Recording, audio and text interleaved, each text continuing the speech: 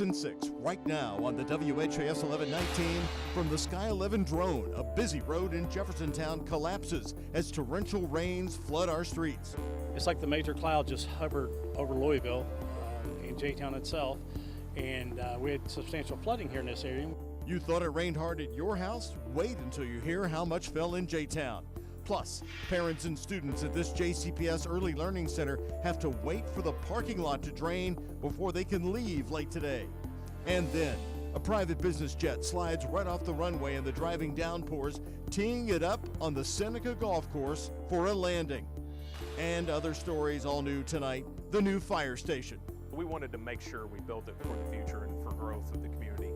After 50 years, Scottsburg, Indiana getting a second fire station to cover the growing community. Right now on the WHAS 1119.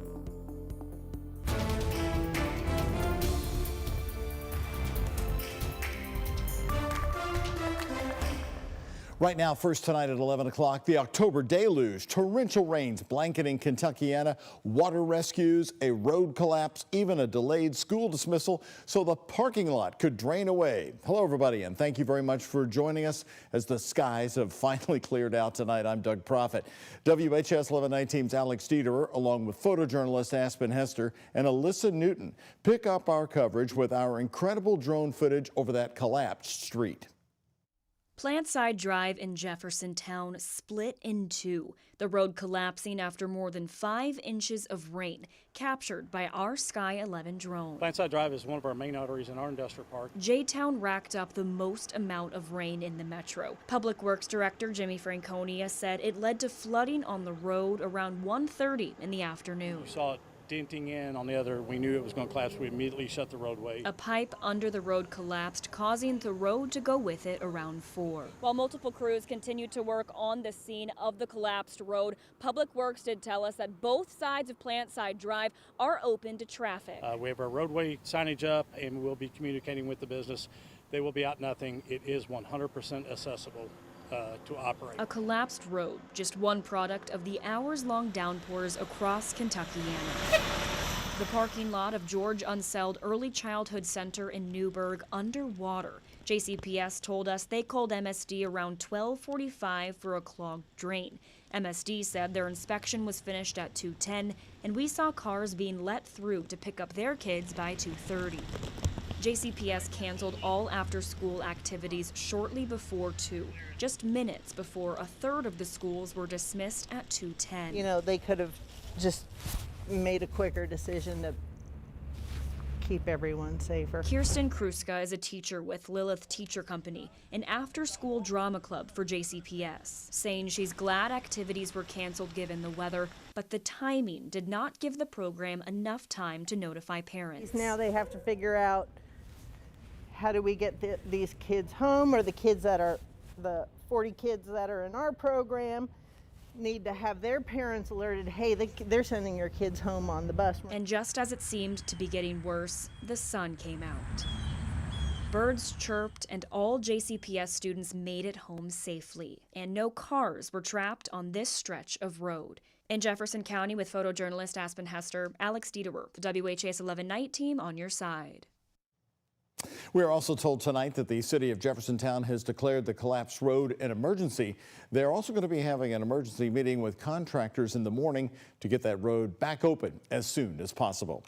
So that brings us to check in with our chief meteorologist Mallory Schnell at the moment, who brought you live coverage of the heavy rain on WHAS 11 Plus as it was happening today, and she's here on the night team. Mallory, so thankful that we can report no injuries, serious injuries, no deaths reported in this severe flash flooding. Yes, thank goodness. Obviously, we had some road rescues. We had some car rescues due to those flood waters, and you can tell exactly where the heaviest rain did fall, but it could have been a lot worse because many of us in this stripe of orange to red picked up anywhere between 3 to 5 inches of rainfall. That did include the Louisville metro area. In fact, at the Louisville International Airport, 4.21 inches of rainfall today. That is a new daily record for October 7th and marks the third wettest October day on record for Louisville. So we had a lot of moisture to work with today. That moved out during the afternoon and evening hours, and then we just had some spotty activity during the early overnight. Still seeing a pop-up shower here or there,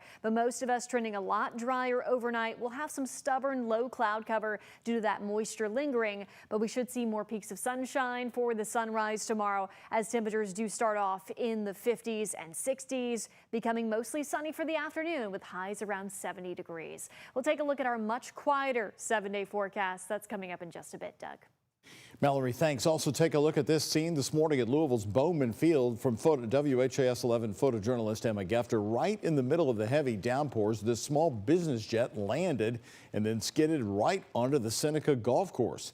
It took out fencing along the way. The airport authority says it went several hundred yards off the end of the runway at Bowman. 2 pilots and 2 passengers were on board the Cessna. All were alert and speaking with airport staff following the incident. The plane is not based at Bowman Field. It was en route to Louisville on a scheduled flight, but this is the 3rd plane-related incident in Kentuckiana over just the past few days. Now we move on to more of our top stories tonight, bringing fire safety closer to the heart of Scott County, Indiana. That's about 40 minutes north of Louisville. A plan that's been 50 years in the making is finally being carried out. Scottsburg breaks ground on a new fire station they say will meet the city's growth. WHAS 1119's Jose Alonso tells us how this wouldn't be possible without volunteer firefighters thinking about the future. Piles of dirt, some laid out concrete and metal. It's the start of construction for Scottsburg, Indiana's 2nd fire station. It was purchased for the sole purpose of being able to build a fire station there for future growth. Scottsburg Fire Department Chief James Ritchie says planning started 50 years ago when the Scottsburg Volunteer Fire Department purchased the land. The members of the fire department agreed that they would go ahead and sign that property over to the city at no cost to be able to build this new fire station. These renderings show what the building will look like once completed. So it will be equipped with 3 bunk rooms. It'll have a day room, a kitchen. It'll have 2 restrooms with a shower, but it's all on a pretty compact footprint. Fire Chief Ritchie says the location of this building is also important, as it's just a few blocks north of the Scottsburg Downtown Historic District, and it's bringing them closer to structures that house both the city and county governments. Ritchie is sharing this expansion with retired Fire Chief Raymond Jones, a member of the original volunteer group and the current established agency. Oh, it's wonderful. It makes you feel good that you've been a part of something worthwhile. We realized that at some point we needed something on the other side of the track. These tracks, to be exact, that separates their current headquarters sitting in the city's west side from downtown located east of the interstate. Ritchie says developing neighborhoods like Maple Run, adding more than 300 new houses, also called for this development. And that's in addition to all the rest of the homes that's already there on that side of the tracks. We also have a duplex subdivision coming in that's going to be roughly 15 buildings. That's going to have 2 duplexes in each one. As the city grows, the first responders of the past made sure firefighters of the future can keep Hoosiers safe. In Scottsburg, Jose Alonso, WHAS 11 Night Team on your side. There are also several Scott County school campuses on the city's east side, and this new fire station will be a lot closer to them. The chief expects construction to be finished by next summer. Earlier today, the Louisville Metro Planning and Zoning Committee met to talk about city traffic ordinances, including a deadly stretch of Dixie Highway. During the meeting, District 25 Councilmember Khalil Batchun raised the issue of a dangerous intersection at Dixie Highway and Blevins Gap Road. He says it needs a traffic light to stop people from speeding. According to the state's chief district engineer for Louisville, Matt Bullock, there had been 18 fatalities around that intersection in just the past 3 years. Batchun says he has been raising red flags about this issue since he took office in 2023 and expressed confusion on why the south side of Louisville continues to be neglected. We need some clarity. We need actual facts. We're giving you the data on the deaths. We're giving you everything that you need. We're not getting answers. What is it going to take? If it takes something that we can do, we will jump on it immediately. Frankly, because we are constantly the redheaded stepchild. The meeting ended with the issue being tabled for later. Batson is continuing to push for the studies necessary to keep the Dixie Highway and Blevins Gap intersection safer. Right now, Kentucky Attorney General Russell Coleman is suing the popular game called Roblox. He is accusing the company of knowingly creating a space for predators to distribute child sexual abuse materials and groom child victims. According to Coleman, children are not safe on this platform. That's why he's filing the lawsuit. We're holding this platform accountable for online sex rooms. We're holding this platform accountable for sextortion. And we're holding this platform accountable for child sexual abuse material. Holding them accountable for allowing extremist sextortion groups like 764 to groom children on Roblox and other platforms.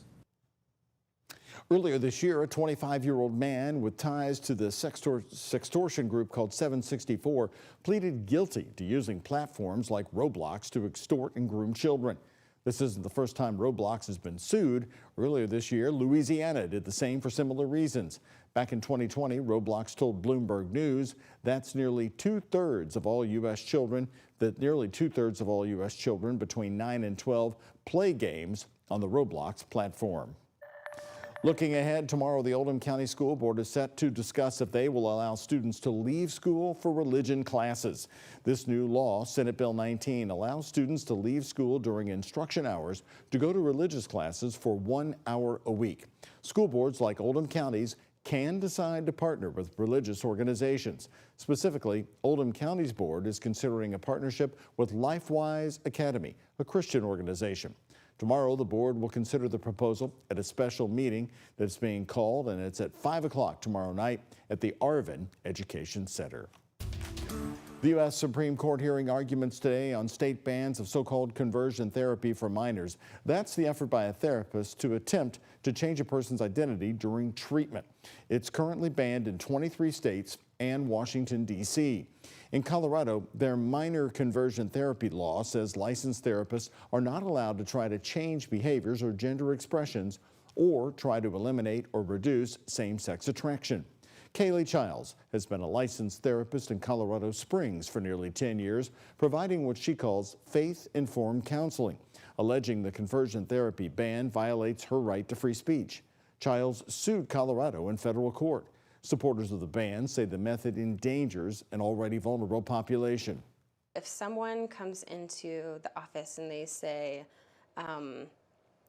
I am a biological male and I have been living and presenting as a female for a while now. Those are the clients who I cannot have a full conversation with. Making you feel bad about who you are, pressuring you to be someone else, that's not legitimate therapy. The medical consensus is clear. That's why it's banned here in Colorado on a bipartisan basis. Hanging over the case is decades of medical consensus that conversion therapy is ineffective and even harmful. New tonight, a story that certainly caught our attention this evening. Your prayers are needed for the legendary Dolly Parton. Her sister posting on Facebook that she was up all night last night praying for Dolly after recent health issues. Now, we showed you Dolly in Lexington just last August as she joined Kentucky Governor Andy Beshear on stage, announcing the expansion of her Imagination Library, the free book program for children. Frida Parton, who's Dolly's sister, says the singer has not been in good health lately. Dolly Parton has not publicly disclosed the nature of her health issues. Well, he's been asked many times, but finally today, Governor Andy Beshear giving another answer. Will he run for president in 2028? His answer coming up next. And here's a check of today's Kentucky Lottery jackpots. Mega Millions, $547 million. Powerball, $223 million.